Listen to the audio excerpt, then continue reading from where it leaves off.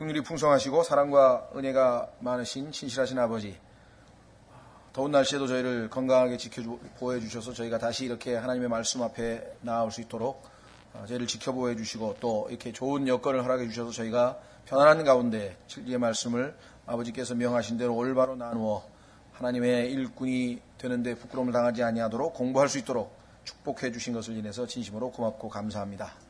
아버지 하나님, 이 시간 간구드리오니 저희가 올바른 마음 자세로 두렵고 떨리는 마음으로 또 주께서 약속하신 대로 모든 진리 가운데 우리를 인도해 주시기 위해서 보내신 진리의 영께서 우리를 바르게 인도하시고 우리가 바르게 깨닫고 믿고 순종해서 주께서 기뻐하시는 합당한 열매로 하나님 아버지를 영화롭게 하는 우리 모두가 될 수 있도록 도우시고, 무엇보다도 심히 무지하고 무능하고 무기력한 자에게 맡기신 이 사역을 주님께서 역사하셔서 능하게 하시고 지혜와 명철도 하시고 주님의 영으로 충만케 하심을 따라 하나님의 말씀의 사역을 온전히 성취하셔서 참으로 이 사역을 통해 하나님 아버지께서 존귀와 영광과 기쁨을 얻으시고 우리 모두에게는 큰 축복과 유익이 되도록 도우시기를 이 시간 간절히 간구드립니다. 이런저런 사정으로 참석지 못한 지체들 주님 돌봐주시고 특히 더운 여름에 건강을 붙들어 주셔서 아무런 어려움이 없도록 지켜보호해 주시고 동일한 축복을 허락해 주시기를 주 앞에 간절히 간구드리고 이 시간을 아버지 손에 온전히 의탁드립니다. 모든 말씀을 우리 주 예수 그리스도의 이름으로 기도하옵나이다. 아멘. 오늘은 레위기 23장에서 나머지 3명절, 7명절 중에서 하나님께서 이스라엘 백성들에게 명하신 7개의 명절이 있는데 그 7명절은 1차적으로 이스라엘 백성들에게 하나님께서 하나님과의 거룩한 삶에 꼭 필요한 하나님과의 교제를 위한 그러한 목적이 있었던 것은 우리가 잘 알지만, 지금 우리가 살펴보고 있는 핵심적인 내용들은 그것을 넘어서서 이제 예언적으로 이 7명절들이 어떠한 의미를 갖고 있는지 거기에 우리가 지금 초점을 맞추어서 살펴보고 있는 중입니다. 23장 23절이죠. 23장 23절. 레위기 23장 23절. 그런데 그 21절까지가 지난번에 봤던 오순절에 해당 77절이라 해당되죠. 우리가 77절이라고 하는 용어를 쓰는 것은 77, 일주일씩 7번이 지난 다음에, 그러니까 부활절로부터 50일째 되는 날. 그런데 그 50일이라고 하는 것은 7주가 지난 바로 다음 날이죠. 77이 49. 그래서 우리 사람들은 77절이라고 하는 용어도 쓰고, 또 영어로는 그게 Feast of Weeks라고 합니다. week, 주란 말이죠. 일주. 그래서 그 복수가 돼서 그렇게 쓰는데, 우리말로는 또 그거를 번역할 때 주들의 명절 좀 이상하잖아요. 그러니까 그것을 77절이라고 이렇게 또 누가 의역을 해서 이렇게 씁니다. 그러니까 그런 게 나오면 이것이 성경에서 말씀하시는 오순절에 대한 언급이다, 이렇게 아시면 되겠고요. 자, 그래서 우리는 예수 그리스도의 죽으심과 예수 그리스도의 부활하심과 예수 그리스도의 죽으심으로 인해서 또 부활하심으로 인해서 구원받은 성도들이 이제 죄로부터 분리된 삶, 그 다음에 거짓 교리로부터 분리된 삶, 소위 말하면 무교절이라 그랬죠. 누룩 없는 명절. 이 3가지 명절이 첫째 달에 집중되어 있었다 그랬죠. 그리고 나서 50일이 지난 다음에 이제 3월 중순쯤 돼가지고 오순절이라고 하는 명절을 지키게 되어 있다고 했는데, 그것은 교회 시대의 시작을 알리는 명절이었고, 그 다음에 약 3개월 반 정도 지난 다음에 7월 1일 날 오늘 주님께서 명하신 이 나팔절이 이제 시작이 됩니다. 그래서 그 3개월 반 기간을 교회사적으로 보자면, 우리가 이 예언적으로 보자면 오순절 날, 즉 교회 시대의 시작으로부터 시작해서 이제 교회 시대가 끝나는 시점, 이렇게 되겠죠. 자, 그래서 그 기간 동안에 해당되는 내용이 22절에 나와 있습니다. 그러니까 21절이 오순절이고 23절이 나팔절인데 22절 그 기간에는 이렇게 나와 있어요. 즉 다시 말하면 여기 뭐라고 되어 있냐면 가난한 자와 나그네라고 되어 있죠. 22절 너희가 너희 땅의 수확물을 거둘 때에 너는 내 밭 모퉁이를 수확하면서 깨끗이 거두지 말며 내 수확물에 떨어진 이삭을 줍지 말고 가난한 자와 나그네를 위하여 그것들을 남겨두라. 나는 주 너희 하나님이니라. 영적으로 보자면 이방인들, 예수 그리스도를 알지 못하고 유대인들이 아닌 이방인들은 가난한 자와 나그네들에 해당되고 그들에게 복음이 전파될 것을 그렇게 하나님의 축복이 이스라엘의 불신으로 말미암아 교회 시대에는 이방인들에게 하나님의 복음이 전파될 것을 예표하고 있는 그런 내용이 짧게 한 구절이 들어가 있습니다. 자, 그리고 이제 24절부터 25절 두 절에 걸쳐서 나팔절이 나오죠. 이스라엘 자손에게 말하 이르라 너희는 일곱째 달 곧 그 달 첫째 날을 안식일로 삼을지니 이 날은 나팔을 불어 기념할 날이요 거룩한 집회라. 너희는 그날에 아무 노동도 하지 말고 오직 불로 예비하는 헌물로 주께 드릴지니라. 자, 나팔절에 대한 얘기가 나온 다음에 26절에 이번에는 이제 속죄일이 나옵니다. 7월 1일, 그 다음에 7월 10일 보세요. 우선 본문부터 전부 읽고 나갑니다. 주께서 모세에게 말씀하여 이르시되 또한 이 일곱째 달의 10일은 속죄일이니 그것은 너희에게 거룩한 집회가 되리라. 이 속죄일에 대해서는 16장, 레위기 16장 전체에서 자세하게 우리가 공부를 했습니다. 주님께서 그 속죄일날 어떤 방식으로 어떻게 희생제를 드릴 것이고 나중에 염소 2마리를 어떻게 잡아서 하나는 살려보내고 어떻게 하고 이런 내용들을 우리가 자세히 살펴봤죠. 자, 보시면 또한 이 일곱째 달의 10일은 속죄일이니 그것은 너희에게 거룩한 집회가 되리라. 너희는 너희 혼을 괴롭게 하며 죄와 관련된 날이니까 우리가 혼을 괴롭게 하며 불로 예비하는 헌물로 주께 드리고 그날에는 아무 일도 하지 말지니 그날은 너희를 위해 주 너희 하나님 앞에서 속죄하는 속죄일이니라. 어떤 혼이든지 그날에 괴로움을 당하지 아니하면 그는 자기 백성 가운데서 끊어지리라. 회개하는 날이잖아요. 속죄하는 날. 또 어떤 혼이든지 그날에 어떤 일을 행하면 그 혼은 내가 그 백성 중에서 멸절시키리니. 일하는 날이 아니죠. 안식일이니까. 31절 너희는 어떤 일도 하지 말라. 그것이 너희 모든 처소에서 너희 대대로 영원한 법규가 될지니라. 그날은 너희에게 안식하는 안식일이니 너희는 너희 혼을 괴롭게 하고 그달 9일 저녁 곧 저녁부터 다음날 저녁까지 너희의 안식일을 기념할지니라. 자, 9일 저녁이니까 10일 아침이 되겠지. 10일이 시작되는 바로 그 시점이죠. 저녁 6시부터 10일이 시작이 되니까. 자, 그래서 7월 10일 날 지키는 속죄일. 그 다음에 마지막으로 7월 15일부터 21일까지 지키는 장막절이 나와 있습니다. 자, 계속해서 연속됩니다. 33절부터 주께서 모세에게 말씀하여 이르시되 이스라엘 자손에게 말하 이르라 이 일곱째 달의 15일은 이래 동안 주를 위한 장막절이 되리라. 자, 15일서부터 21일까지인데 첫째 날부터 시작합니다. 첫째 날은 15일이 되겠죠. 첫째 날에는 거룩한 집회가 있을지니 너희는 그날에 아무 노동도 하지 말라. 너희는 이래 동안 일주일 동안 불로 예비하는 헌물을 주께 드릴 것이요 여덟째 날도 너희에게 거룩한 집회가 되리라. 21일이 여덟째 날이죠. 너희는 불로 예비하는 헌물을 주께 드릴지니 그날은 엄숙한 집회니라. 엄숙하다고 하는 말이 나와 있네요. Solemn Assembly. 아주 엄숙한. 자, 너희는 그날에 아무 노동도 하지 말지니라.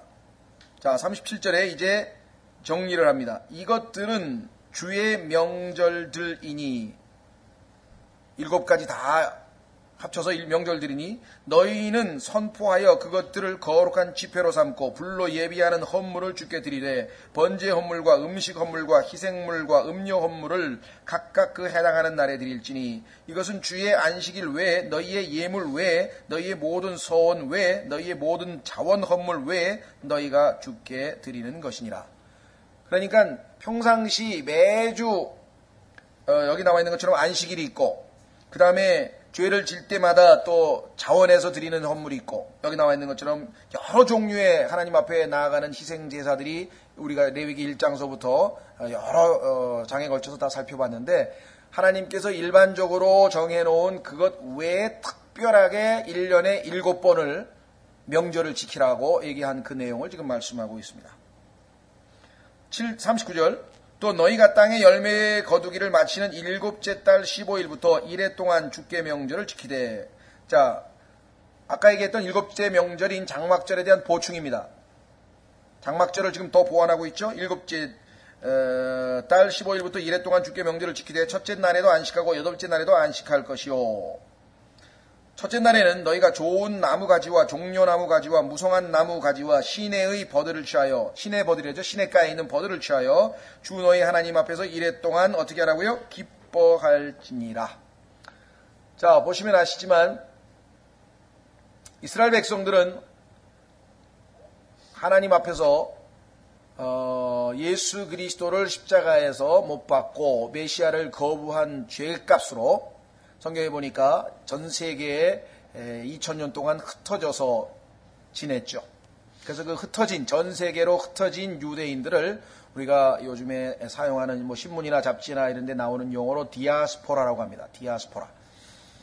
난민들이죠. 그러니까 조국을 떠나서 전 세계에 흩어져 살던 유대인들을 우리가 디아스포라라고 하는데 AD 70년에 사건이 터졌습니다. 로마의 티토라고 하는 타이터스라고도 하고 로마 말로 티토라고 하고 영어로는 발음을 타이터스라고 하는데 그 타이터스라고 하는 로마의 장군이 와서 예루살렘을 포위해서 결국은 다 멸망당하고 이스라엘 백성들이 전 세계로 이제 흩어져 당시로는 이제 주로 지중해였지만 나중에는 뭐 미국에도 건너가고 중국에도 가고 다 해서 전 세계로 이제 흩어져서 살게 된 사건이 발생을 했죠. 그것은 이스라엘 백성들이 예수 그리스도와 로마의 시저 둘 중에 시저를 선택하고 예수 그리스도를 십자가에 못 박혀 죽인 그 죄에 대한 책임을 지는 것이라고 성경은 우리에게 말씀합니다. 그래서 로마의 총독이었던 빌라도가 예수 그리스도는 죄인이 아니기 때문에 죄가 없기 때문에 죽일 수 없다고 얘기했을 때 그의 죄는 자신이 인간인데도 불구하고 하나님이라고 했기 때문에 신성모독이다. 그래서 예수님은 죄목이 뭐냐면 인간인데 자기가 하나님이라고 했기 때문에 이스라엘 백성들은 그건 인간이 신이라 했으니까 그 신성모독이다. 진짜 하나님인지도 모르고 그렇게 해서 십자가에 못 박은 것이고 그 피를 즉 무죄한 피라 그랬죠. innocent blood라 그랬는데 죄가 없는 모든 인간은 자기 죄를 죽으니까 죄 있는 피죠. 그러나 무죄한 피이신 예수 그리스도를 십자가에 죽게 했는데 그 무죄한 피에 대한 대가를 우리와 우리 자손들에게 돌리라 하면서 책임지겠다고 빌라도에게 십자가에 못 박을 것을 강요해서 결국은 십자가에 못 박았는데 그 대가로 참 무섭죠. 심은 대로 거둔다 그랬는데요. 2000년 동안 1970년에서 1948년 거의 1890년 거의 뭐 2000년 동안에 가깝게 전 세계에서 흩어져 지냈던 자들입니다. 그런데 하나님께서 교회 시대가 약 2000년 지금 지나가는 중인데요. 한 2000년 정도 지난 후에 그렇죠? AD 70년이면은 2000년이면 언제입니까? 이스라엘 백성이 흩어진 지 2070년이죠. 또 예수 그리스도께서 십자가에서 돌아가신 것으로 치면 AD 33년으로 치면 2000년이 지나면은 2033년 제가 지금 그날 꼭 뭐 휴거가 일어난다든가 재림이 일어난다든가 그 얘기 하려고 하는 게 아니라 대략 봤을 때 성경에서 왜냐하면 이틀 후라 그랬거든요. 사람들은 예수 그리스도께서 태어나신 그 날로부터 계산해서 2000년이니까 뭐 2000년에 예수님이 재림한다는 사람도 있고 92년도에 뭐 또 뭐 휴거가 일어난다고 해서 휴거 파동이 있었고 그 다음에 또 많은 사람들이 뭐 97년이라 그랬다가 또 2000년이라 그랬다 뭐 2005년이라 그랬다 뭐 계속 지금 계산을 하는데요. 계산할 수가 없어요. 왜냐하면 지금 우리가 가지고 있는 이 달력은 하나님께서 성경에서 말씀하시는 그 달력하고 틀립니다. 1년이 360일이고요. 중간에 로마의 황제들이 또 성경을 날짜를 자기 멋대로 바꿔놔가지고 지금 정상적으로 그 계산을 할 수 없게끔 하나님 만들어놔서 아무도 계산할 수가 없어요. 다만 성경에서 하나님께서 이틀 후라고 얘기했고 셋째 날이라고 얘기했고 엿새 후라고 얘기했고 일곱째 날이라고 했고 8일째쯤이라고 했고 이 모든 게 다 뭐냐면요. 지금 얘기한 것처럼 하루를 1000년으로 계산하시는 하나님의 계산 방법 성경에 나와 있죠. 하루를 1000년을 하루로 계산하시는 하나님의 방법에 따르면 아마 대략 예수님께서 하나님이 정하신 달력하고는 틀리지만 지금 있는 달력으로 대략 보면은 예수님께서 AD 2033년에 BC 33년에 돌아가셨으면 2033년경이 예수 그리스도의 교회 시대 끝이라 이 말이죠. 2000년간이 교회 시대라고 만약에 한다면 자, 그래서 우리는 그걸 뭐 계산하려고 하는 것이 아니라 성경에 보면은 이제 그런 용어가 나올 때 둘째 이틀 후 주께서 우리를 다시 데리러 오신다든가 셋째 날 주님께서 강림하신다든가 엿새 후라든가 엿새 후라고 하는 것은 구약 4000년을 포함시켰기 때문에 이틀 후나 엿새 후나 같은 말이고요. 그 다음에 셋째 날이나 일곱째 날이나 같은 말이고요.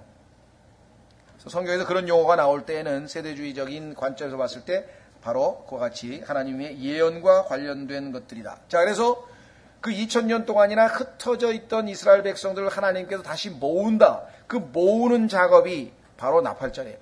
모으는 그 신호탄이 바로 나팔입니다. 성경에 보면은 나팔이라고 하는 것은 백성들을 모을 때 사용한 거거든요. 그 다음에 그 사람들이 이제 지금 금방 뭐라고 하냐면 기뻐할지니라 그랬잖아요. 기뻐하기 위해서는 반드시 회개가 전제되어야 됩니다. 다윗도 시편 51편에서 죄를 짓고 하나님 앞에 회개의 기도를 드리고 나서 구원의 기쁨을 회복하는 얘기가 나오죠. 우리도 예수 그리스도를 믿을 때 우리의 죄에서 돌이켜서 회개하고 예수 그리스도를 구세주로 믿고 구원의 기쁨을 간직하는 거지, 회개 없이 구원의 기쁨을 얻을 수는 없는 것처럼 여기도 장막절이라고 하는 기쁨을 나누게 되는 그 전에 지금 속죄리라고 하는 회개가 전제됐다고 하는 사실을 염두에 두시면 됩니다. 41절 너희는 한 해에 이래 동안 주께 이 명절을 지킬지니 그것이 너희 대대로 영원한 법규가 될지니라. 너희는 일곱째 달에 그 명절을 지킬지니라. 너희는 이래 동안 초막에 거하되 이스라엘 사람으로 태어난 자는 다 초막에 거할지니 이것은 내가 이스라엘 자손을 이집트 땅에서 데리고 나오던 때에 그들로 하여금 초막에 거하게 한 줄을 너희 세대들이 알게 하려 함이니라. 나는 주 너희 하나님이니라. 즉 고생하던 시절을 기억하게 하기 위해서 초막절을 지켜라, 장막절을 지켜라 하는 얘기고, 그 다음에 그 고생이 끝나고 이제 기쁨의 날이 다가왔다는 것을 선포하기 위해서 장막절을 지켜라. 이게 두 가지 의미가 있겠죠. 이스라엘 백성들에게 모세가 주의 명절들을 이스라엘 자손에게 밝히 알렸더라. 자, 그래서 예수 그리스도의 초림에 관한 것 우리가 새 명절을 보았고, 교회 시대의 시작을 알리는 오순절을 보았고, 오늘은 이스라엘의 회복, 이스라엘이 다시 하나님께로 돌아오는 새 명절을 확인을 해 보려고 합니다. 우선 이 두 가지 문제, 예수님의 초림과 재림이라고 하는 이 주제는 구약 성경 전체의 예언의 초점입니다. 성경에서 예언이라고 할 때는 예수 그리스도의 초림과 재림과 관련된 이야기를 하는 거지, 무슨 여러분들이 생각하는 것처럼 어디 가서 예언 기도를 받았는데 너는 목사가 될지어다 이런 걸 성경에서 얘기하는, 그건 점치는 거예요. 그거는 하나님이 그런 짓을 하면 그건 하나님 앞에 벌 받는 거고요. 성경에서 얘기하는 예언이라고 하는 것은 예수 그리스도의 초림과 재림과 관련된 것을 얘기할 때 예언이라고 하는 것이에요. 확인해 보겠습니다. 베드로전서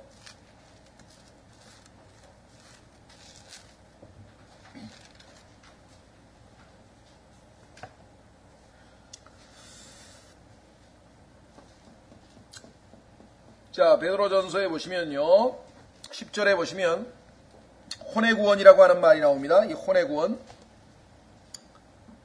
우리가 예수님을 믿을 때 얻게 되는 혼의 구원인데, 이 혼의 구원에 관하여는 너희에게 임할 은혜에 대하여, 자, 우리에게 은혜가 임해서 우리가 혼의 구원을 받았는데, 너희에게 임할 은혜에 대하여 대언한 대언자들이, 구약시대의 선지자들이, 대언자들이, 예언자들이 부지런히 조사하고 탐구하되, 도대체 이게 뭔가 부지런히 조사하고 탐구를 했는데, 자기들 안에 계신 그리스도의 영께서, 자, 그리스도의 영이 구약시대의 대언자들 안에서도 역사하셨죠. 그리스도의 고난과, 이게 초림이에요. 그 뒤에 있을 영광을, 예수 그리스도의 재림이에요.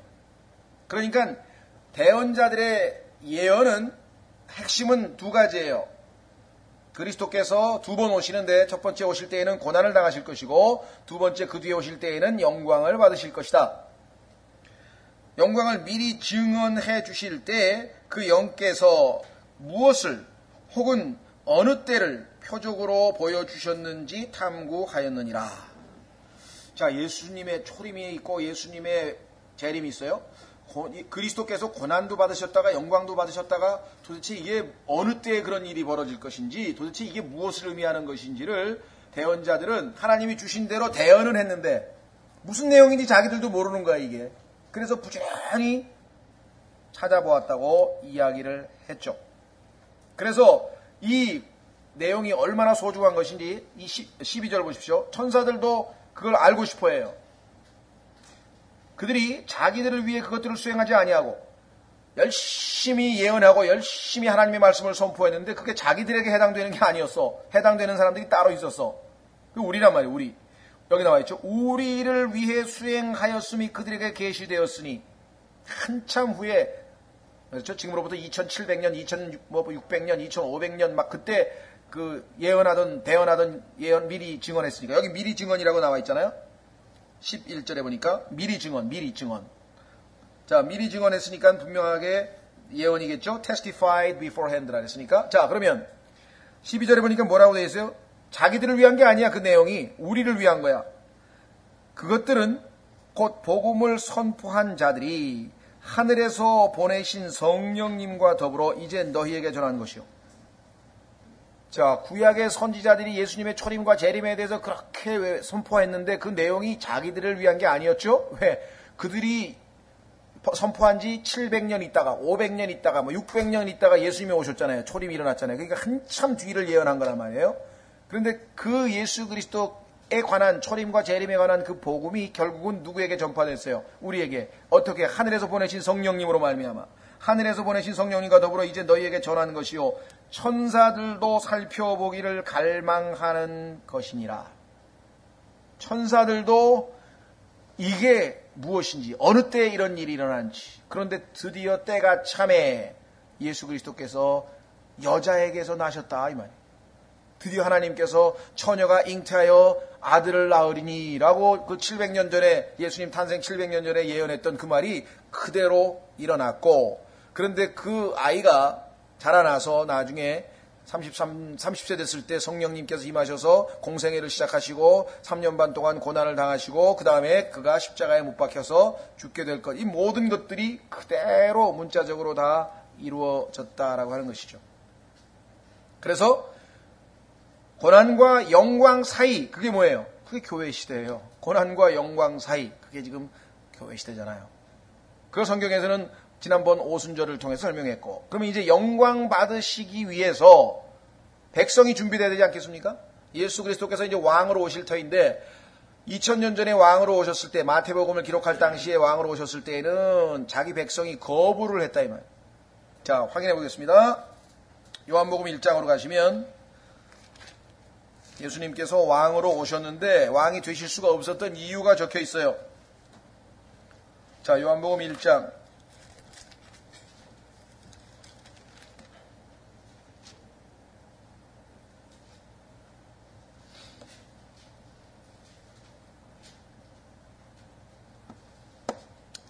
자, 요한복음 1장에 보시니까요. 뭐라고 되어 있는 거 하니?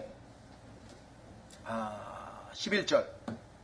요한복음 1장 11절에 그분께서 자기 백성에게 오심에, 이스라엘 백성을 얘기하죠.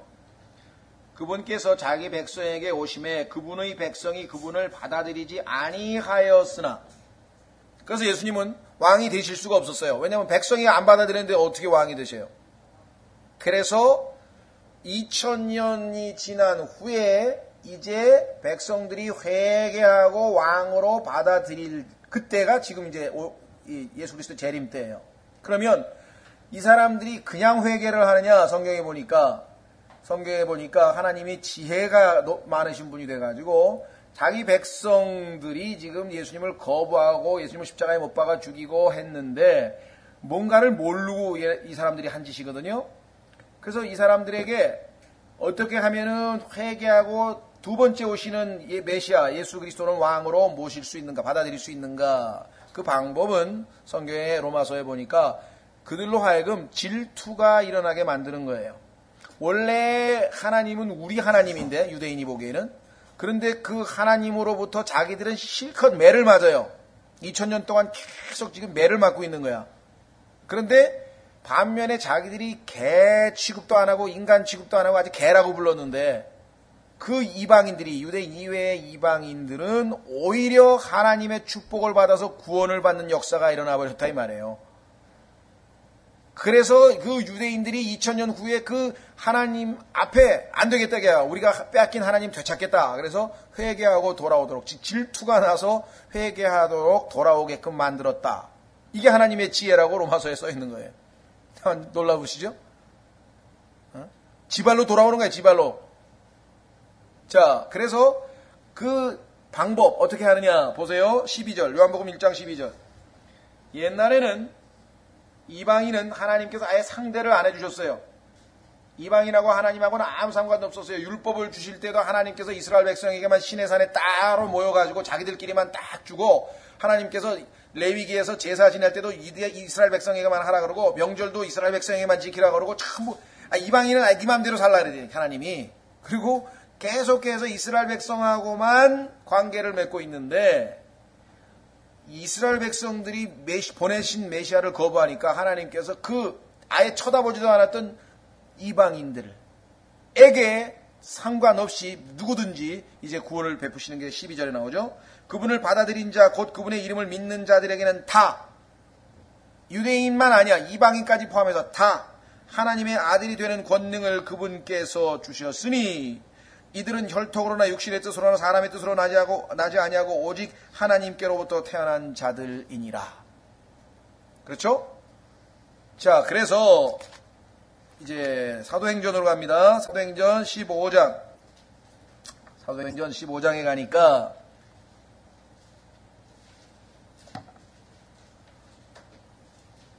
지금 몇천 년의 역사가 지금 우리 앞에서 왔다 갔다 합니다, 지금. 자, 사도행전 15장에 가니까 13절에 예루살렘에서 종교회의가 열렸어요. 왜 종교회의가 무슨 종교회의라고 할 때 하여간 우리처럼 그냥 교회에서 회의가 열렸는데, 열린 이유가 뭐냐면, 아니 어떻게 이방인들이, 우리 하나님과 아무 상관도 없는 이방인들이 막 예수님을 믿고 구원받는다는 소식이 들려오니까 그 사람들한테 뭐라고 얘기했냐면은, 이스라엘 백성들 중에서 복음을 잘 모르는 사람이, 너희가 아무리 구원을 받았다고 해도 반드시 할례를 받아야 되고 반드시 모세의 율법을 지켜야 된다, 이러면서 율법주의를 강요한 거예요. 그러니까 어떻게 이스라엘 백성, 너희도 그것을 못 지켜가지고서는 예수님께서 너희 그 죄값을 치르려고 십자가에서 죽으셨는데, 아니 이방인은 아예 율법하고 상관도 없이 하나님이 돌판에다 써서 주신 적도 없는데 왜 이방인들에게 그것을 강요하느냐.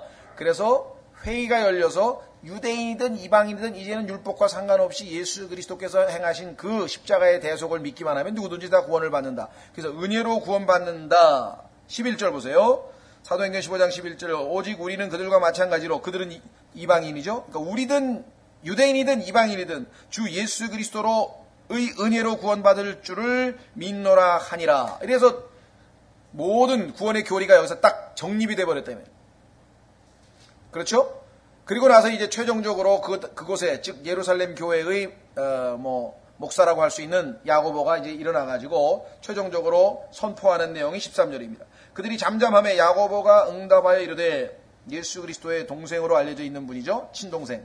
야고보서의 기록자라고도 알려져 있는데, 자, 뭐라고 얘기했는 거 아니? 이렇게 얘기했어요. 형제들아, 내 말에 귀를 기울이라. 하나님께서 처음으로 이방인들 가운데서 자신의 이름을 위하여 한 백성을 취해내시려고 그들을 찾아가신 것을 시므온이 밝히 말하였으니. 자, 시므온은 베드로 얘기하는 거죠. 시몬 베드로. 아니, 베드로가 고넬료에게 찾아가서 복음 전한 얘기. 그렇죠? 그래서 고넬료가 이방인인데, 이탈리아 사람인데 구원받은 얘기. 그래서 지금 간증을 한 거예요. 하나님께서 알고 보니까 유대인뿐만 아니라 이방인들에게도 구원을 주시더라. 그 얘기를 이제 간증을 다 듣고, 그 다음에 바울이 또 한 얘기 다 듣고, 상황을 보니까 이제 이제는 이방인들에게도 구원의 길이 열렸구나. 그래서 지금 그 얘기를 합니다. 15절. 대언자들의 말씀이 이것과 일치하는도다. 기록된 바. 자, 구약에 보니까 하나님께서 이미 이방인들에게도 복음의 길이 열릴 것을 이야기해 놓으셨는데 바로 이거다, 이거야. 그러면 그 후에, 즉 교회 시대를 얘기하죠. 이방인들에게 복음의 길이 열려있는 이 교회 시대가 끝나고 이 일 후에 어떤 일이 벌어지는 거예요? 지금 이 나팔절이에요. 뭐예요?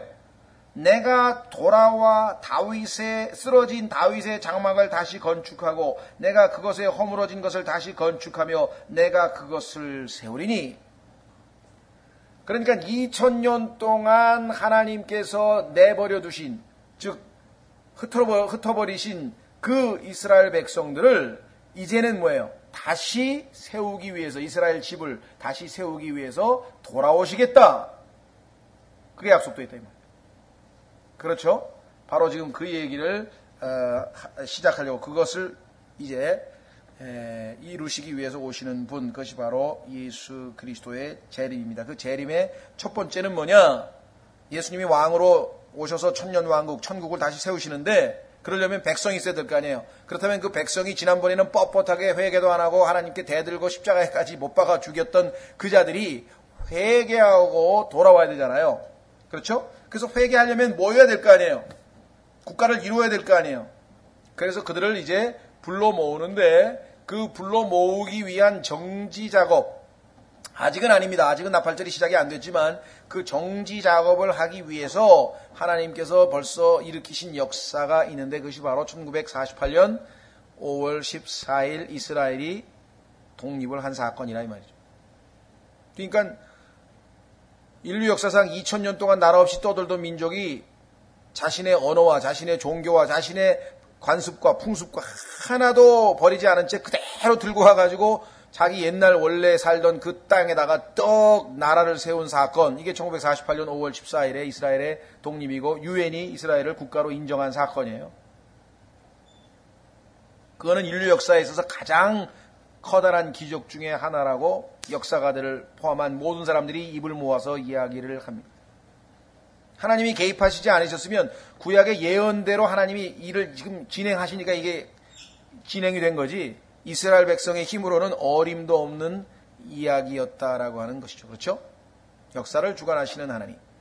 자, 그래서 이제 이스라엘 백성이 거기다가 이스라엘이 나라를 세운 다음에 이제 뭐 유럽에 살던 사람들 중에서, 그다음에 미국에 살던 사람 중에서, 또 러시아에 살던 사람 중에서, 뭐 중동, 중국, 전 세계에 흩어졌던 유대인들 가운데 약 300만 명 정도가 여기에 와서 이제 이스라엘의 백성이 돼서 나라가 세워졌죠. 지금은 모르겠어요. 지금 아마 뭐 한 450만이라고 한 사람도 있고, 뭐 이제 러시아에서 또 돌아온 사람도 있고, 이래서 좀 늘어난 모양인데, 하여간 어쨌거나 전 세계에 아직도 한 1,500에서 2천만 명의 유대인들이 미국, 뭐 유럽 이런 데 흩어져 살고 있습니다. 아직 안 돌아왔어요, 다. 그러나 돌아올 수 있는 모든 여건은 지금 다 갖춰놨죠. 나팔만 불면, 성경에 나와 있는 것처럼 나팔만 불면 이제 즉시로 얼마든지 돌아올 수 있는 상황이 되어 있다라고 하는 것입니다. 근데 성경에 보니까 이 이스라엘 백성들을 불러 모으기 위해서 나팔을 불기 전에 천사장의 나팔이 불리는 사건이 있어요. 그것은 교회의 휴거 사건입니다. 한번 확인해 보겠습니다. 이스라엘 백성들이 돌아오기 전에, 나팔이 불기 전에 하늘에서 하나님의 나팔 소리가 들려온다. 성경에 보면 데살로니가 전서, 고린도 전서 두 군데가 있는데요. 우리 한 군데만 보겠습니다. 데살로니가 전서 4장 16절. 데살로니가 전서 4장 16절에 보면은 그 전에 하늘에서 나팔 소리가 들려서 하나님의 나팔 소리와 함께 우리가 올라갑니다. 휴거죠, 휴거. 데살로니가 전서 4장 16절, 데살로니가 전서 4장 16절, 주께서 호령과 천사장의 음성과 하나님의 나팔 소리와 함께, 중요합니다. 하나님의 나팔 소리예요, 이거는요. 하늘에서 들려오는 하나님의 나팔 소리, 교회를 불러 모으는 겁니다. 신이 하늘로부터 내려오시리니, 그래서 공중에서만 그냥 머물러 계시는 것이에요. 그래서 우리를 맞이하러 오시는 예수 그리스도의 모습이죠. 이럴 때 그리스도 안에서 죽은 자들이 먼저 일어나고, 그렇습니다. 먼저 우리보다 앞서서 돌아가신 분들이 먼저 일어나고, 그 다음에는 어떻게 돼요? 예수님 돌아오실 때 살아있는 우리, 그때까지 여러분과 제가 만약에 죽지 않고 살아있으면 살아있는 자들이 그 다음에요. 그 뒤에 살아서 남아있는 우리가 그들과 함께 구름들 속으로 채여 올라가, 이 구름들 속으로 채여 올라가는 것, 이것을 한마디의 용어로 우리가 휴거라고 합니다. 휴거. 채여 올라가는 것. 공중에서 주를 만나리라. 이것은 은밀한 만남이죠. 신랑이 신부를 은밀하게 만나는 것. 다른 사람들은 몰라요. 그러나 예수 그리스도께서 7년 후에 재림을 해서 이 땅에 왕으로 오실 때에는 동에서 서에 번개가 번쩍이는 것처럼 온 지상에 있는 사람들이 다 그분을 쳐다볼 것이라고 성경에 말씀하고 있습니다. 그러나 이거는 신부를 만나러 오신 예수 그리스도이기 때문에 이거는 은밀한 재림이죠. 공중 재림이라고 합니다. 그리하여 우리가 항상 주와 함께 있으리라. 자, 이 휴거가 일어난 다음에 기간이 얼마인지 모르겠어요. 얼마간이 있다가 이런 일이 벌어질지 모르겠는데, 하여간 곧 성경적인 그 기간으로 봤을 때에는 곧 이제 이 나팔 소리가 들려오고 이스라엘 백성들은 흩어졌던 데로부터 돌아오게 됩니다. 자, 그러면은 이스라엘에 대해서 하나님께서 예수 그리스도로 십자가에 죽은 그 죄의 대가로 흩어버리시겠다고 예언하신 내용. 그래서 지금 2000년 동안 흩어져 있죠? 자, 그 흩어버리시겠다고 말씀한 구절들을 좀 살펴보려고 합니다. 자, 성경 구절에 여러 군데가 있는데요. 그 중에서도 레위기 26장, 지금 우리가 공부하고 있는 레위기 26장에 보면은 이스라엘 백성이 하나님 말씀을 듣지 않은 것에 대해서 이와 같이 말씀을 하십니다. 레위기 26장 27절부터 33절.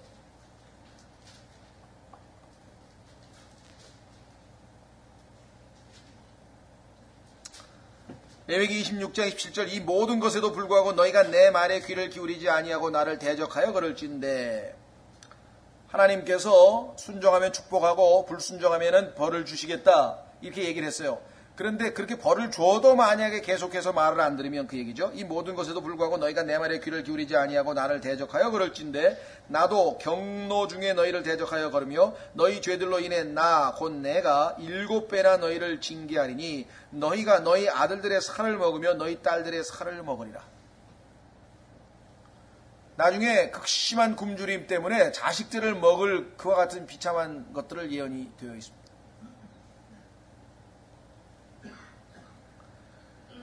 내가 너희 산당들을 헐고 너희 형상들을 베어 넘어뜨리며 너희 사체를 너희 우상들의 사체 위에 던지고 내 혼이 너희를 몹시 싫어하리라. 또 내가 너희 도시들을 폐허로 만들고 너희 성소들을 황폐하게 하며 너희의 향기로운 냄새를 맡지 아니하고 제물 들어봐야, 희생물 들어봐야, 제사 드려봐야 안 맞는다, 이거 안 받아들이게.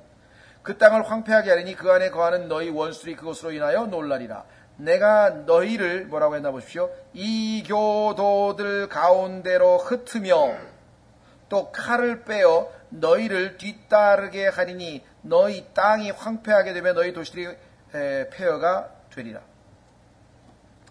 자, 성경에 보면은 하나님께서 이스라엘 백성을 2번에 걸쳐서 흩어버리시겠다고 했는데, 한 번은 바벨론으로 70년 동안 포로로 잡혀간 얘기였죠.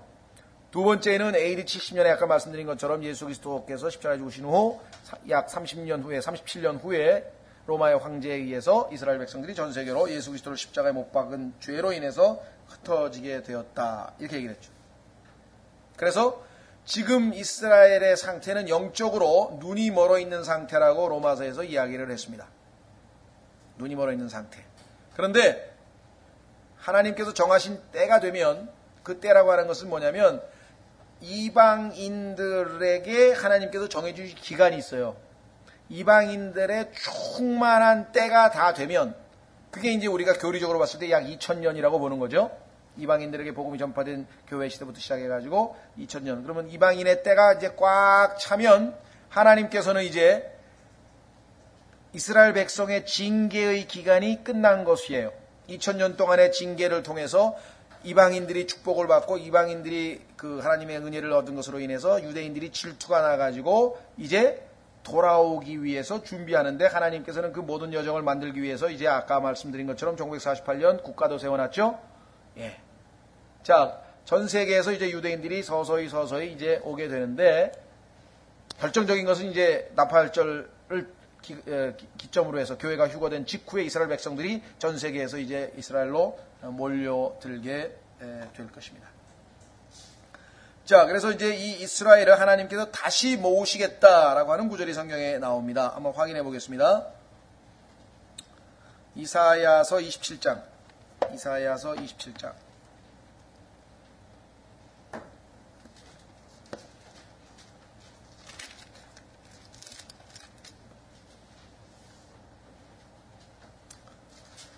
자, 이사야서 27장 12절, 13절. 이사야서 27장. 오 너희 이스라엘 자손들아, 그날에 주께서 강의 수로로부터 이집트의 신에 이르기까지 치시고 너희를 하나하나 모으시리라. 그날에 큰 나팔 소리가 울리리니 야시리아 땅에서 멸망하게 된 자들과 이집트 땅에서 쫓겨난 자들이 와서 예루살렘의 거룩한 산에서 주께 경배하리라. 자, 요엘서로 가면 역시 나팔을 부시게 되는 장면이 나옵니다. 이스라엘 백성들이 돌아오게 하시기 위해서 요엘서 2장 요엘서 2장.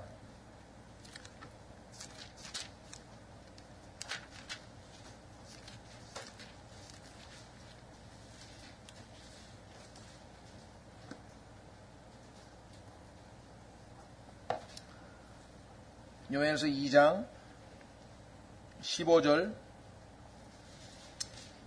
요엘서 2장 15절.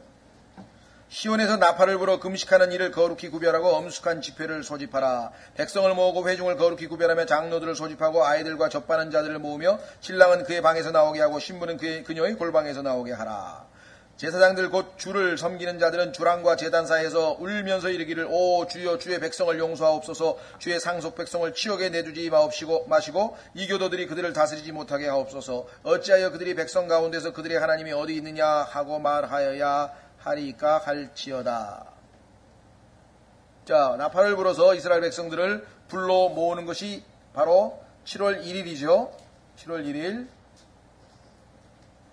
신약 성경에도 나팔절에 대한 이야기가 언급되어 있습니다. 확인해 보겠습니다. 마태복음 24장. 마태복음 24장 보면은 예수 그리스도께서 나팔을 불어서 백성들을 불러 모으는 장면이 나옵니다.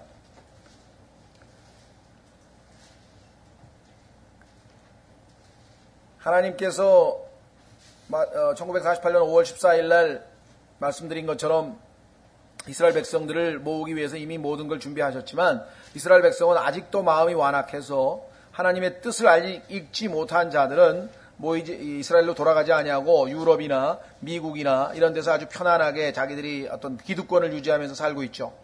그러나 나중에 적 그리스도에 의해서 이스라엘이 핍박받게 되면은 어쩔 수 없이 모두들 다 고국으로 돌아올 수밖에 없는 그날이 있게 될 것을 성경은 말씀합니다. 자, 마태복음 24장 29절. 그날들의 환난 뒤에 즉시 해가 어두워지며 달이 자기 빛을 내지 아니하고 별들이 하늘에서 떨어지며 하늘들의 권능들이 흔들리리라. 그때 사람의 아들의 표적이 하늘에 나타나고 그때 땅의 모든 지파가 애곡하며 사람의 아들이 권능과 큰 영광을 가지고 하늘의 구름들 가운데서 오는 것을 보리라. 그가 큰 나팔 소리와 함께 자기 천사들을 보내리니, 여기 나와있죠. 그들이 그의 선택받은 자들을 하늘 이 끝에서 저 끝까지 사방에서 함께 모으리라. 결국은 흩어진 이스라엘 백성들이 그리스도의 핍박에 의해서 환난을 통해서 결국은 이제 모이게 됩니다. 그렇죠? 자, 이 모이게 된 사람들은 당연히 무엇을 하게 되겠습니까? 회개를 하게 되겠죠. 그렇죠? 모여서 회개하게 되는 날, 그날이 언제냐? 바로 7월 10일 속죄일입니다. 자, 그래서 우리는 이제 여섯 번째 명절. 여섯 번째 명절인 속죄일인데요. 아까 속죄일에 관해서는 23장에서, 레위기 23장에서 읽었죠? 그리고 레위기 16장에서 그 속죄일에 하는 여러 가지 절차에 대해서도 우리가 공부를 했었습니다. 그러니까 속죄라고 하는 것은 죄를 덮어버리는다는 의미가 하나 있고, 그로 말미암아 하나님과 우리 사이에 죄가 우리를 하나님과 인간 사이를 분리시켰는데 그 죄를 덮어버림으로 말미암아 하나님과 우리가 다시 하나로 되는 그와 같은 의미를 갖는 것이 속죄일이라고 말씀을 드렸었습니다. 자, 그래서 우리는 이 속죄일에는 어떤 일이 벌어지는가? 당연히 회개하는 일이 벌어지겠죠. 그러면 그 회개는 누구로부터 시작이 되는가? 하나님께서 그들에게 간구의 영과 은혜의 영을 부어주심으로 말미암아 시작이 됩니다. 우리도 마찬가지입니다. 우리가 이 세상에서 죄를 짓고 하나님 말씀을 어기고 그리스도인들도 계속해서 막 방황하고 그러면요, 우리 안에 계신 성령님께서 우리 안에서 탄식하시고 기쁨이 없어지는 거죠. 불순종하는 삶을 사는 사람들에게는 기쁨이 없어지고 괴롭고 결국은 하나님께서 우리를 다시 하나님 앞으로 부르셔서 우리가 죄를 자백하고 회개토록 만드시는 거나 마찬가지.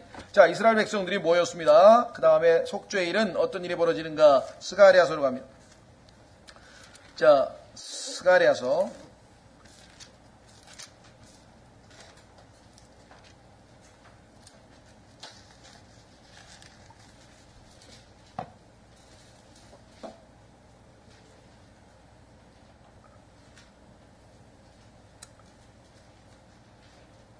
9절, 스가랴서 12장 9절입니다. 스가랴서 12장 9절.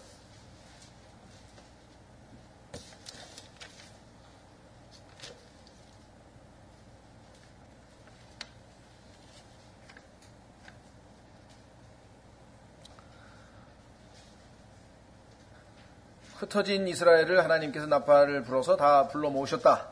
이제 불러 모은 이스라엘 백성은 그들이 그간에 하나님께 불순종하고 그간에 하나님을 거역했던 것들에 대해서 이제 회개하는 절차를 밟게 되는데, 자, 스가랴서 12장 9절, 또 그날에 내가 예루살렘을 치러 오는 모든 민족들을 멸하려 하리라.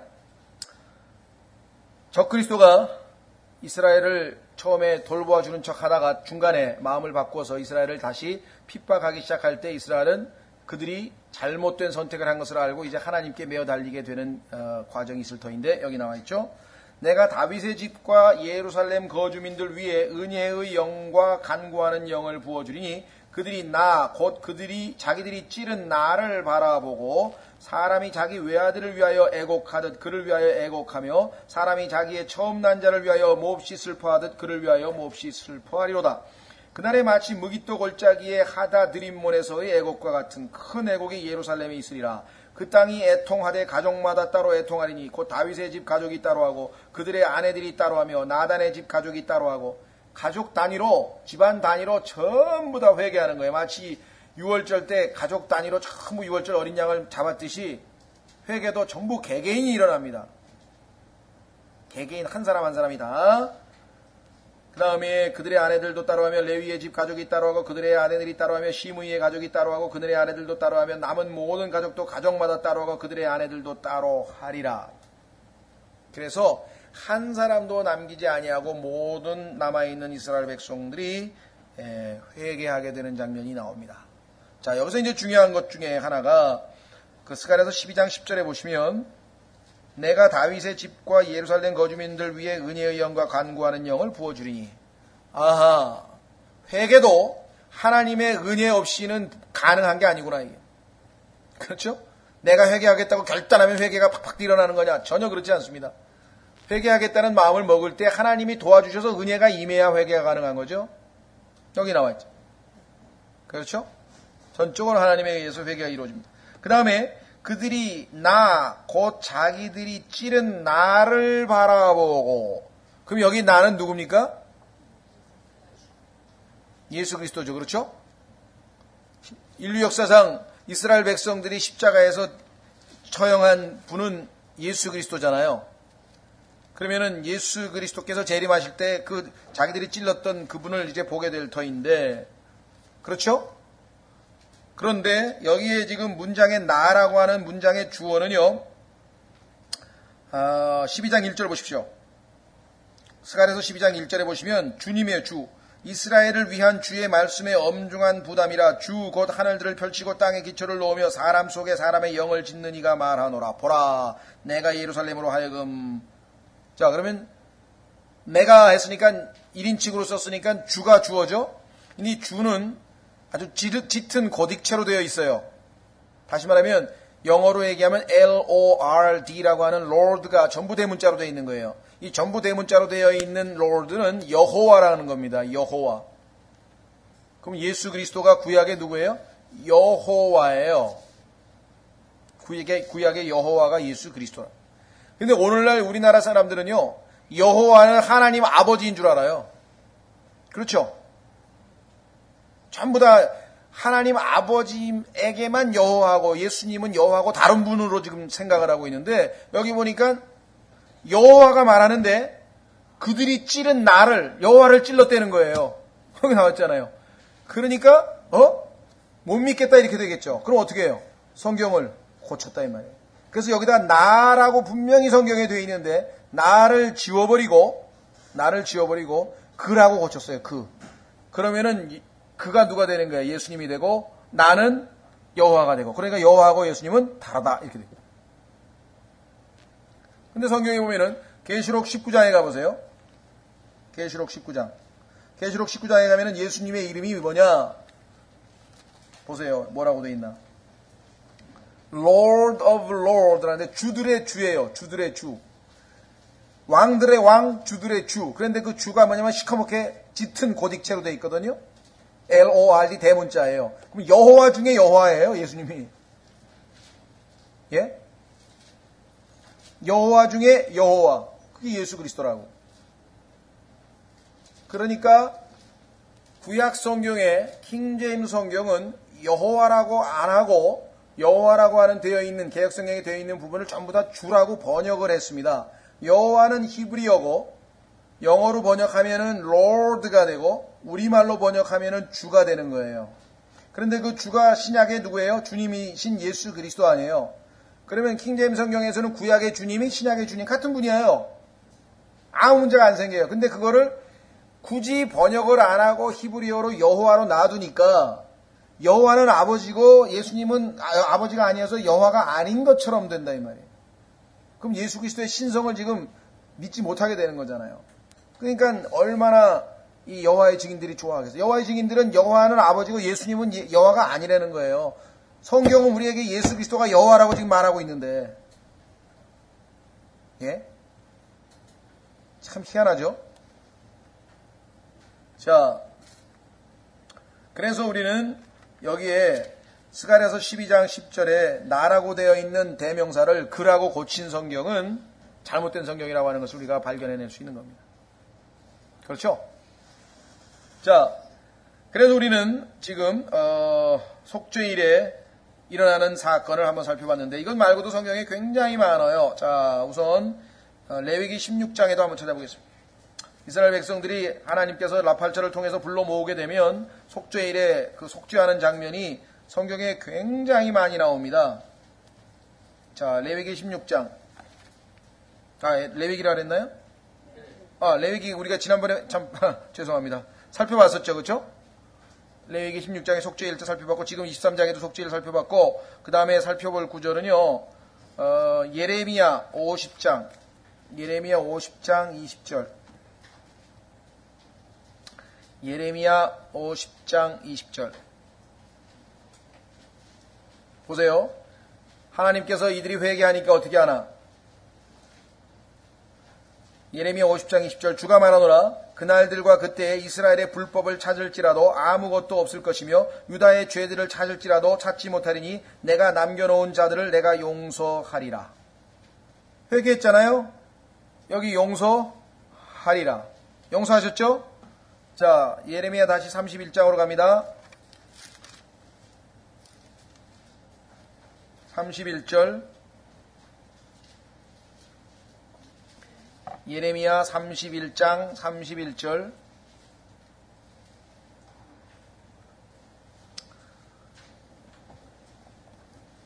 보세요. 예레미야 31장 31절 주가 말하노라 보라 날들이 이르니 내가 이스라엘 집과 유다의 집과 새 언약을 맺으리라.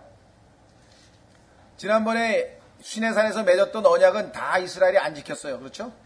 그래서 새 언약을 맺으시겠다는 거예요. 새 언약이 뭔가 보세요.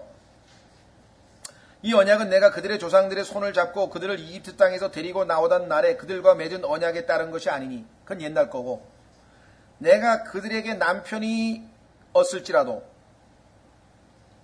구약의 하나님께서 이스라엘에게 남편이었을지라도 그들이 내 언약을 깨뜨렸느니라 주가 말하노라. 그러나 내가 이스라엘의 집과 맺을 언약은 이것이니 자 새로 맺습니다. 이제 속죄일날 맺게 되는 그 언약은 이것이니 뭔가 보세요. 곧 그날들 이후에 내가 내 법을 그들의 속 중심부에 두고 그들의 마음속에 그것을 기록하여 나는 그들의 하나님이 되고 그들은 내 백성이 되리라 주가 말하노라. 과거에는 돌판에다가 하나님께서 계명을 율법을 써서 주었는데 이번에는 아예 마음판에다 새겨버리겠다 그랬어요. 다시는 그들이 각각 자기 이웃과 각각 자기 형제를 가르쳐 말하기를 주를 알라 하지 아니하리니 이미 주님을 다 알아버렸기 때문에 알라고 복음 전파할 필요도 없어. 천년왕국에는. 왜냐? 이는 그들의 가장 작은 자로부터 그들의 가장 큰 자 이르기까지 그들이 다 나를 알 것이기 때문이라. 내가 그들의 불법을 용서하고 다시는 그들의 죄를 기억하지 아니하리라 주가 말하노라. 그렇죠? 이스라엘이 용서를 받고 그 다음에 여기 나와 있는 것처럼 죄를 더 이상 기억하지 아니하시겠다. 왜? 아까 어떻게 했어요? 애곡하고 회개했잖아요. 그렇죠? 당연히 하나님께서 용서하시겠죠? 그렇죠? 자, 아까 우리 살펴봤던 스가랴서 13장에도 보세요.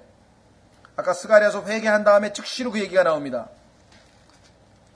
스가랴서 13장 1절에도 보면은 뭐라고 되어 있습니까?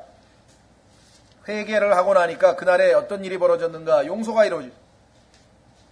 스가랴서 13장 1절에 그날에 죄와 더러움을 씻기 위한 셈이 다윗의 집과 예루살렘의 거주민들을 위해 열리리라. 죄와 더러움을 다 씻어요. 용서를 받아요. 불법을 더 이상 기억지 아니하셔요. 이 모든 것들이 바로 속죄일날 이루어질 것을, 이스라엘 백성에게 이루어질 것을 말합니다. 그렇다면 오늘날 유대인들은 예수 그리스도를 믿고 즉시로 용서받고 구원 얻든지 간에 아니면 나중에 이와 같이 교회가 휴거된 뒤에 남아있는 유대인들 가운데 어떻게 해야 돼요? 회개를 통해서 다시 용서받게 되든지. 여기 나와 있죠. 그러니까 유대인들 중에서는 사실은 지금 시대에는 유대인이든 이방이든지 복음이 열려있기 때문에 누구든지 믿을 수 있는데 유대인들 가운데 믿는 사람은 많지는 않아요. 그렇죠? 오늘날. 그러나 점점 이방인들도 잘 안 믿어요, 요즘에. 그러면은 결국은 이방인들의 충만한 때가 딱 끝나면서 휴가가 돼버리고 그 다음에 바로 이제 유대인들이 하나님과 다시 관계를 정상화하는 작업이 시작이 된다. 자, 한 구절 읽고 쉬겠습니다. 사도행전 3장에서 이제야 그 내용이 이해가 되는 거예요. 사도행전 3장을 보면 이상하다. 이는 복음이 다 전파됐고 분명히 죄사함이 예수님을 믿기만 하면 이미 용서하신 죄사함을 우리가 그냥 향유할 수 있고 누릴 수가 있는데 그런데 이상하게 미래 시제로 해놨어요. 사도행전 7장까지는 아직은 구약시대의 상황이라 그랬죠. 왜? 이스라엘 백성들이 아직 여전히 예수 그리스도를 믿을 수 있는 기회를 하나님께서 주시기 위해서 스데반을 통해서 마지막 사도행전 7장에 설교를 했을 때 그때 이제 이스라엘 백성이 거부하자 하나님께서 이제 이방인들에게로 바로 여러분 아시는 것처럼 8장에서 누구를 보냅니까? 이티오피아 내시에게 복음을 전하고 10장에서 고넬료에게 복음을 전하고 그 다음에 바울을 이방인의 사도로 해서 이제 복음이 이방인에게로 가는 거 아니에요. 그러면 사도행전 7장의 마지막 기회를 주시기까지 사도행전 1장서부터 7장까지는 아직은 누구를 대상으로 하고 있는 거예요? 전부 이스라엘 백성을 대상으로 하고 있는 거예요. 그렇기 때문에 지금 신약시대의 복음이 전파되는 게 아닌 거죠. 자, 확인해 보겠습니다. 사도행전 3장.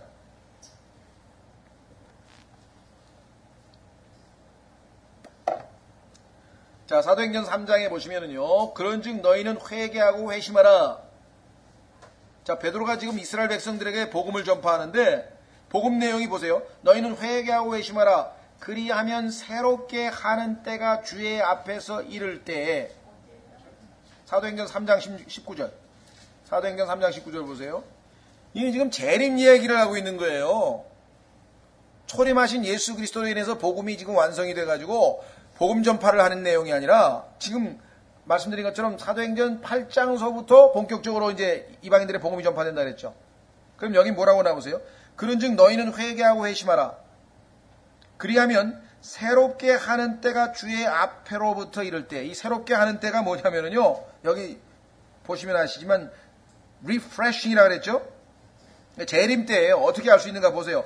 너희 죄들이 어떻게 된다고요? 말소될 것이요. 지금 우리가 열심히 읽었던 그 속죄일에 해당되는 거 아니겠습니까?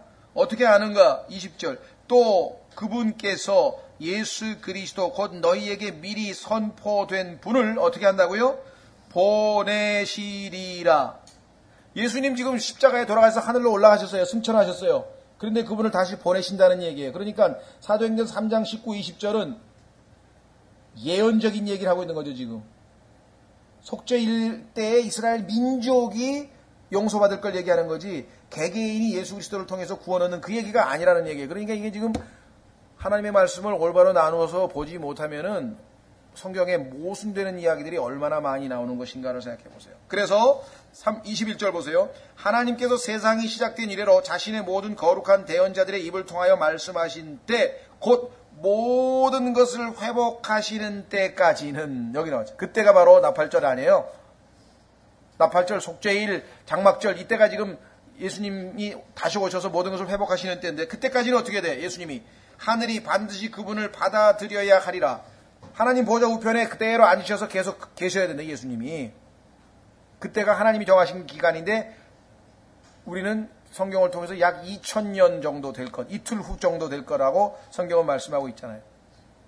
그러니까 지금 사도행전 3장 19, 20, 21절은 이스라엘의 회복과 예수 그리스도의 재림에 대한 얘기를 하고 있는 거죠. 그러니까 얼핏 보면 이상하다, 이제 예수님이 승천해가지고 복음을 통해서 이미 단번 속죄가 다 그 얘기하고 있는 게 아니에요. 지금 개개인에게 지금 복음 전하는 게 아니라 이스라엘 민족에 대해서 얘기하고 있다는 거. 그래서 사도행전 1장서부터 7장까지는 굉장히 위험합니다. 이것을 교회 시대에다 적용해가지고 봐라 말이야, 복음을 듣고 뭐 재산을 다 갖다 팔아가지고 막 나눠줬다 뭐 그런 거 전부 다 인용해서 교리화시키면 굉장히 심각한 문제가 생기는 거예요.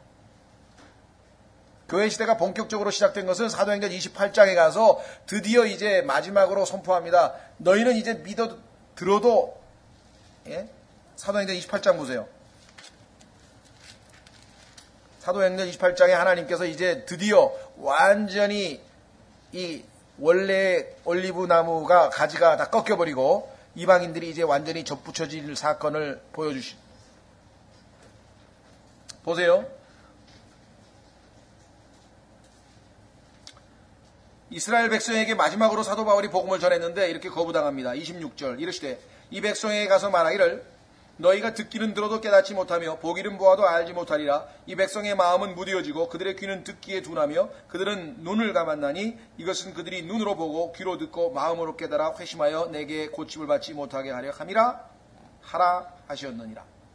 너희가 지금 계속 내 복음을 거절하는데 하나님은 너희에 대해서 이미 다 예언해놨다. 이거 봐라, 그대로 됐다 이거야. 자, 그렇다면 어떻게 되는가? 28절 그런즉 하나님의 구원이 이방인들에게로 보내진 것과 그들이 그것을 들을 줄을 너희가 알라 하였더라. 그러니까 여기서부터 사실은 본격적인 의미에서의 교회 시대가 시작이 된 거죠. 그래서 29절 그가 이 말들을 하며 유대인들이 떠나서 자기들끼리 큰 논쟁을 벌이더라. 바울이 자기 셋집에서만 만 2년을 거하며 자기에게 오는 사람을 다 받아들이고 유대인 이방인 상관없이 다 받아들이고 전적으로 확신 있게 하나님의 왕국을 선포하며 주 예수 그리스도에 관한 그것들을 가르치니 아무도 그를 막지 못하더라. 그러니까 이스라엘 백성들에게 복음이 닫히게 되는 과정이 여기에 나옵니다. 그러니까 사도행전 아까 3장에 나와 있는 얘기는 이스라엘 백성에게 아직 구약적 상황에서 다시 한번 기회를 주어서 회개하면 예수 그리스도께서 그들을 받아주려고 하는 그러한 상황에 놓여 있는 거지, 신약시대가 본격적으로 시작해서 이방인에게 복음 전하는 내용하고 아무 상관이 없고, 오히려 예언적으로 보니까 이 내용이 속죄일에 일어날 일이야. 속죄일에 죄가 말소된다 그랬잖아요. 그렇죠? 예, 이제 쉬었다가 마지막 우리 장막절을 해서 하나님의 예언의 달력을 우리가 이제 마무리를 지으려고 합니다.